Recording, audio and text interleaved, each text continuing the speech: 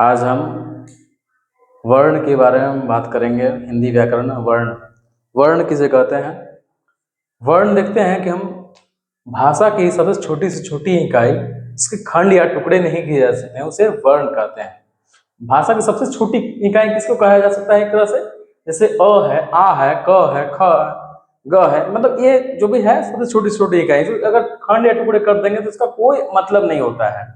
इसे वर्ण कहते हैं। वर्ण के दो प्रकार होते हैं। वर्ण के दो प्रकार होंगे। पहला स्वर वर्ण और एक व्यंजन वर्ण होते हैं। स्वर वर्ण, स्वर वर्ण क्या होगा? तो जिन वर्णों के उच्चारण करने में किसी अन्य वर्णों की सहायता नहीं लेनी पड़ती है तो उसे हम स्वर वर्ण कहते हैं। जैसे अ, आ, हर्षई, दीर्घई, हर्षौ, दुर्घौ, री, ए, ऐ, ओ, औ। स्वर वर्ण होते हैं 11 होते हैं। स्वर वर्ण 11 होंगे। अब बात करते हैं व्यंजन वर्ण की। तो व्यंजन वर्ण किसे कहते हैं?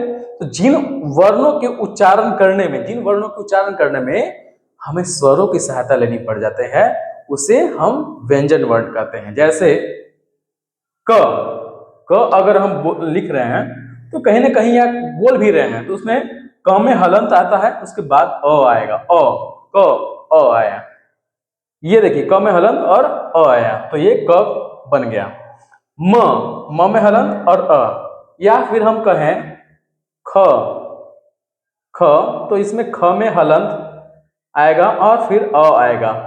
ये हमारा इस तरह, तो यानी कि हम ये जो अ है, ये स्वर वर्ण है, तो स्वर वर्ण का हमें सहायता लेनी पड़ गया, ये व्यंजन वर्ण हुआ। तो इस प्रकार से आज हम वर्ण के बारे में समझे। और वर्ण जो हमारे होते हैं वो कुल मिलाकर 52 होती है। 52 वर्ण होते हैं, उनको हमने जाना था। अब हम अगले वीडियो में आगे इसका एक्सप्लेन करेंगे, स्वर वर्ण और व्यंजन वर्ण के भेदों के बारे में, उसके प्रकारों के बारे में। ठीक है, धन्यवाद।